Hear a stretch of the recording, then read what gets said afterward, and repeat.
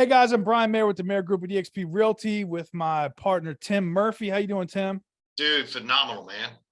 And we're going to talk about the fall market today, go over some statistics for Southern Maryland, give our predictions, and then what those ramifications might be for if you are considering making a decision in the second half of this year. Like if you're a buyer or a seller, how would you make a different decision based on some of this information?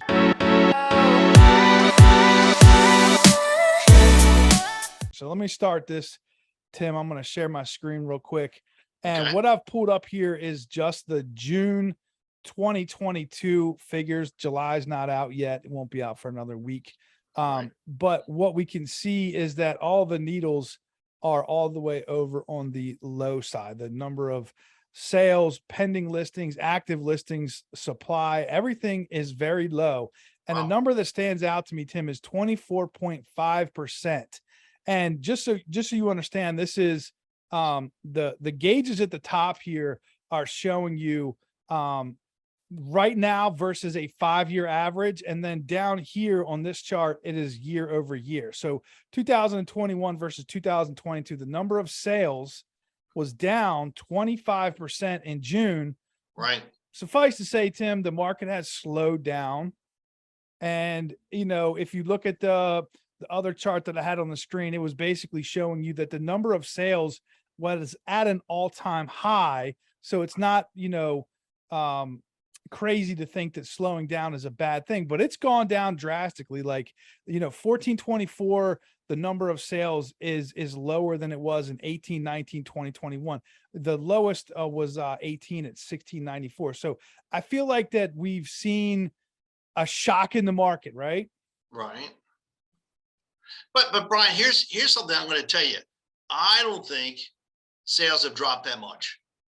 Now, before you jump in and say, "Oh, it's statistic," go back to your statistics for one quick second. I want to point something out to you because you know we always play the pessimist versus the optimist, right? What you got? So All right, here's the chart right here, yeah. by the way. This is the June. This is 18, 19, 20, 21, and 22. So you can see it's 14, Right. 24 versus 1700 basically at 18. So what is your point? You want me? So here's my point. I think, yes, total closed sales are down, but that's because of a lack of affordable housing, a Okay. lack of houses in the right price range. Because you pointed out to me earlier, you said, Tim, look, median price up 11.8% year over year, up 13.3%, average sold price.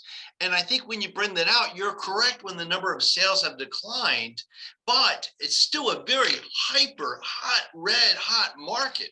We're still seeing multiple offers. We're still seeing people, you know, out there just, you know, making, you know, 4, That is 5, true. 6 offers before they get their deal, right? That is true.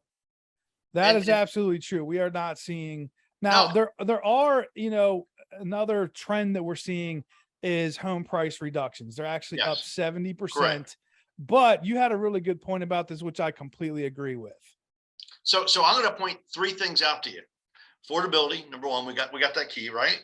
Number 2, you know, we're projected to have this drop in price. I think it's more the higher end than the lower end, if you will. But And you then made a number really 3, good point about price reductions, Tim.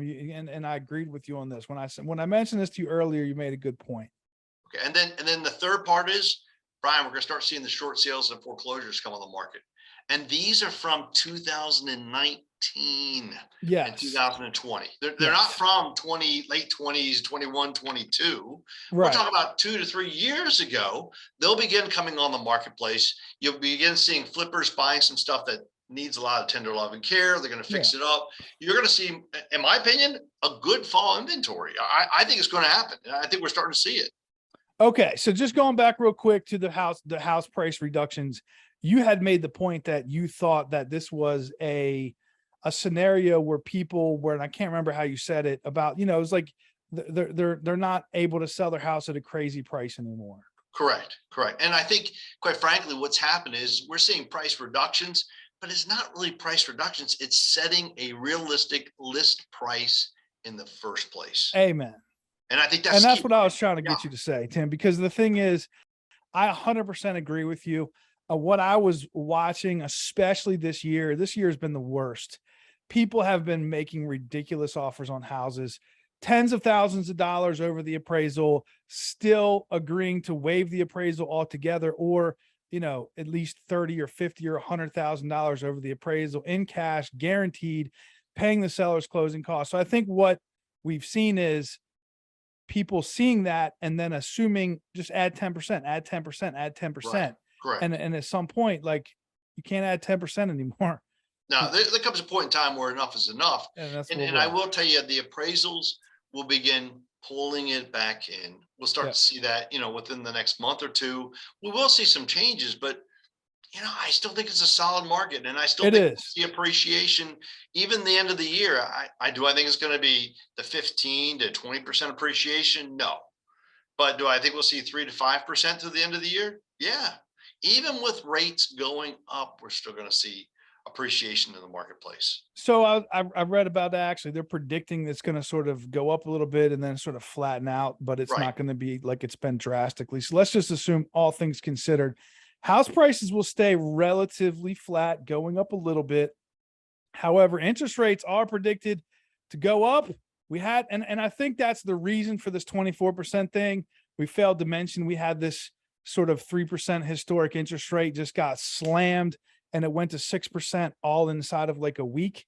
But Right. we're back to where we at now, Tim, in the fives. What? I mean, we're in the mid fives. I mean, it just Okay. depends upon the product and what you want. I mean, Yeah. but you know what? That's a great rate. I mean, I Yeah. bought my first house in 1984. I'm Yeah. very How much old. did the house Yeah. cost? Just by Okay. the All way, right. Well, it was 75,000. $59,000. Yeah, but the rate was 18%. I mean, Right. think about it. It's all relative, right? I mean, It is you relative. just said it. It's all relative. Right. And so, you know, inflation's going up, our incomes are going up, house prices are going up, rents are going up, and people are going to make adjustments. And All we're right. gonna So see you're more predicting stability. that we're going to have a solid fall and winter. There's no reason to be any concerned about anything, that the number of sales will continue to at least remain steady, and that we're going to see house prices, holding firm. And what about interest rates between now and the end of the year? What are the tea leaves reading? What are they saying? Oh, right in the middle, we lost it. We were in a flow, man. Yeah, I lost you there for a second. You still there? Yeah, we had a good, I can edit this out. All right. So Tim, the last thing, as far as like maybe buying a house, what are the predictions for interest rates, or is there any major changes coming to the buy side of the transaction between now and the end of the year? I think three things, and this is something you want your sellers to be doing as well, but we're seeing closing help. I mean, to be quite honest with you, that is being done quite a bit. That's number one. We are starting to see a little bit of appraisal concerns. You and I have talked about this before, where now the appraisals always lag behind the appreciation, and now Yeah. they're starting to be challenged.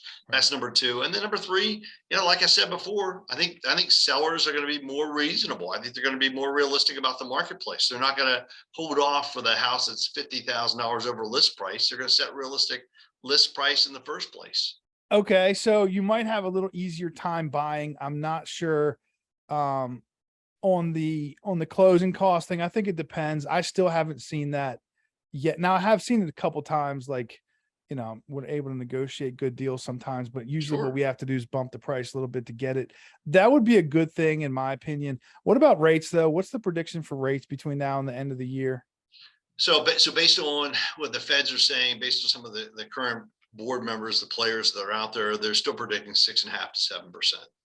6.5 to 7. So that's about a 1% increase from where we're at now, which will be a 10% increase in a mortgage payment, assuming house prices stay relatively flat, somewhere between 10% between now and the end of the year. Not crazy, and as far as the rest of the economy, what about inflation? Is there any other market like indicators we need to be aware of, or anything we need to watch out for?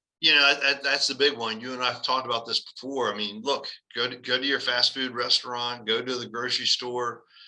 I mean, realistically, don't believe any of the BS we hear from the government. Let's just call it what it is, right? Yeah. Okay. At the end of the day, it costs more to fill your tank. It costs more to buy your groceries. That's facts. It costs more to buy a freaking crazy House. Yeah, well, okay, that too, but it's all relative, right? And our Yeah. incomes are going up accordingly. So look, Yeah. Focus on the positive. Look, here's the key. You ready? You can still buy a house with Tim's nothing the down, eternal Brian. optimist. Dude, No, I you're know right, it. Tim. I mean, like I agree with you that you can still buy a house, no money down. You can still, in many cases, get people to pay a closing cost. You can still buy a house for cheaper than you can rent. All those things are true. You can still make a relatively decent income and still afford a home in Southern Maryland. That's also true. But I think what we're trying to sort of gauge here is like, how are we going to be in the future compared to today? And I think the answer is going to be a little bit worse, but not terrible.